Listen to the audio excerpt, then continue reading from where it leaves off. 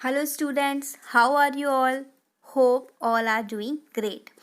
चलिए स्टार्ट करते हैं आज का सेशन। तो आज हम पढ़ने वाले हैं प्रेजेंट कंटिन्यूस टेंस के बारे में। प्रेजेंट कंटिन्यूस टेंस का कहाँ यूज़ होता है?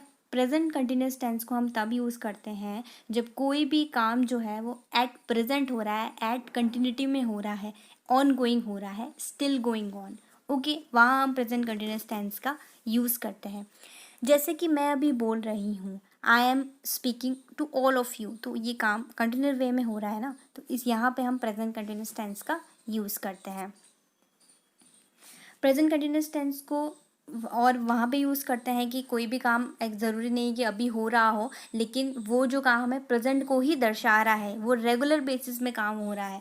जैसे कि he is studying in a government school, वह जो है गवर्नमेंट स्कूल में पढ़ता है, तो इसलिए भी हम यहाँ पे भी हम प्रेजेंट कंटिन्यूस टेंस का यूज़ करते हैं। Next, it is use to express a planned और अरेंज एक्शन। कोई भी हमारा जो काम है वो फ्यूचर में होने वाला है, नियर फ्यूचर में, तो वहाँ पे भी हम प्रेजेंट कंटिन्यूस टेंस का यूज़ करते हैं। New series of Harry Potter is coming early, नई हैरी पॉटर की सीरीज जल्द ही आने वाली है। Next, present continuous tense positive. Positive sentence में अगर बात की जाए तो पहले भी हमने ये पढ़ा है कि सब्जेक्ट पहले आएगा, उसके बाद जो भी हेल्पिंग वर्ब है वो आती है, फिर वर्ब की फॉर्म आती है और ऑब्जेक्ट आता है। यहाँ पे जो वर्ब की फॉर्म यूज़ होगी वो फर्स्ट फॉर्म यूज़ होगी, बाकी सेम रूल रहेगा। सब्जेक्ट इज़-एम-आर लगाते हैं हम पहले, फिर वर्ब की आईएनजी की फॉर्म और फिर ऑब्जेक्ट आता है। कैसे सेंटेंसेस देखते हैं। शी इज़ लर्निंग इंग्लिश, वह इंग्लिश सीख रही है। होली इज़ कमिंग, होली आ रही है। तो ये जितने भी एग्जाम्पल इसमें दे रखे हैं आप पढ़ सकते हैं। I am living for office, मैं ऑफिस के लिए निकल रहा हूँ, तो ये सारे के सारे काम कंटिन्यूटी को दर्शा रहे हैं कि वो जो काम है eight a moment, at a present पे हो रहे हैं। तो इसमें ये भी एक बात ध्यान रखने की बात ये है कि प्रेजेंट कंटिन्यूस टेंस में just, at present, at a moment, now etcetera इन कुछ कुछ वर्ड्स का यूज़ किया जाता है, जिससे हमें ये पता लगता है कि ये जो सेंटेंस है वो प्रेजेंट कंटिन्यूस टेंस का सेंटेंस है। एग्जाम्पल बताऊँ तो, I am meeting Mukul tomorrow, तो यहाँ हाईलाइट क्या हो गया? Tomorrow. He is going to write a book soon, वो जल्द ही बुक लिखने वाला है, तो यहाँ हाईलाइट वर्ड क्या हो गया? Soon. We are living for Delhi next week, तो यहाँ हाईलाइट वर्ड क्या हो गया? Next week. ओके, नेक्स्ट हम पढ़ रहे हैं present continuous tense negative. Negative में भी सिमिलरली सेम सेंटेंस की फॉर्मेशन रहेगी, बस सिर्फ नॉट जो है और लग जाएगा, बाकी जो पॉजिटिव की फॉर्मेट थी वो यहाँ पे भी रहने वाली है।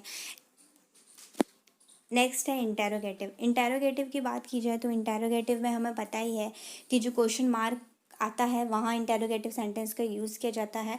और जैसा कि मैंने आपको पहले वीडियो में भी बताया है कि इंटेरोगेटिव सेंटेंस में ये ध्यान देना है कि यहाँ पे जो हेल्पिंग वर्ब है वो क्वेश्चन मार्क जो जिससे पूछ रहे हैं वो पहले आएगी और सब्जेक्ट जो है वो दूसरे नंबर पे आएगा। एक नॉर्मल सेंटेंस में सब्जेक्ट पहले आता है और फिर बाद में हेल्पिंग वर्ब आती है।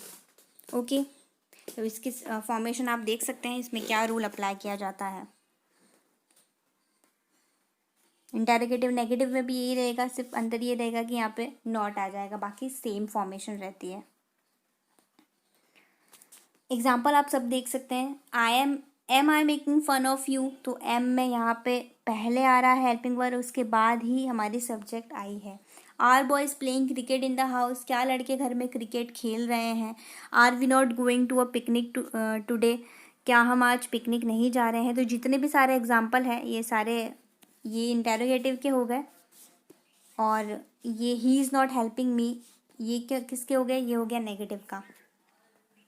Okay, next. तो कुछ ऐसी वर्ब्स होती हैं जो यूज़ होती हैं हमारे सेंटेंस में, हम देख ही रहे हैं कि सब में वर्ब्स यूज़ होती है, फिर चाहे वर्ब की फर्स्ट फॉर्म हो, सेकंड फॉर्म हो, थर्ड फॉर्म हो या फोर्थ फॉर्म हो, वो रूल के हिसाब से हो गई। लेकिन हमें कुछ वर्ड्स, इन सब की जो वर्ब की जो फॉर्म्स हैं वो हमें याद होनी चाहिए, जैसे चेंज होती है। जैसे अगर एग्जांपल देखिए, ये तो हमारे पास ये सारे दे रखे हैं। ब्रीड, ब्रीड मतलब होता है नस्ल, तो इसकी सेकंड फॉर्म हो गई ब्रेड, ब्रेड, और फोर्थ फॉर्म हो गई ब्रीडिंग। आईएनजी लगती है फोर्थ फॉर्म में, ये आपको ध्यान रखना है। और ये सारी की सारी हर सबकी जो वर्ड की जो सेकंड, थर्ड और फोर्थ फॉर्म है ये हमें याद होनी ही चाहिए। स्ले, स्ले का मतलब हो गया टू किल, किसी को मारना। सेकंड फॉर्म होती है स्लू, थर्ड फॉर्म होती है स्लेन, फोर्थ फॉर्म होती है स्लेइंग। स्विम, स्विम की होती है स्वाम, स्वम, स्विमिंग। फ्लाई की फ्ल्यू, फ्लोन, फ्लाइंग। स्पीक की स्पोक, स्पोकन, स्पीकिंग। तो इन सबको आपको कुछ नहीं करना है, बस आपको याद रखनी है। आप सेंटेंसेस में जितना यूज़ करते जाएंगे आपको अपने आप ही याद होती जाएंगी।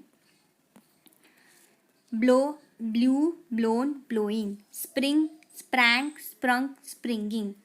सिमिलरली सिंग की भी सैंग, संग और सिंगिंग हो गई। अब यहाँ पे आप देख रहे होंगे कि लाइंग और लाइंग ये तो सेम आ रही है, तो वर्ड कैसे अलग अलग हुए, इसमें अलग अलग टेबल में मैंने क्यों दे रखी है? क्योंकि लाइंग जो है वो दो तरीके के मीनिंग होते हैं।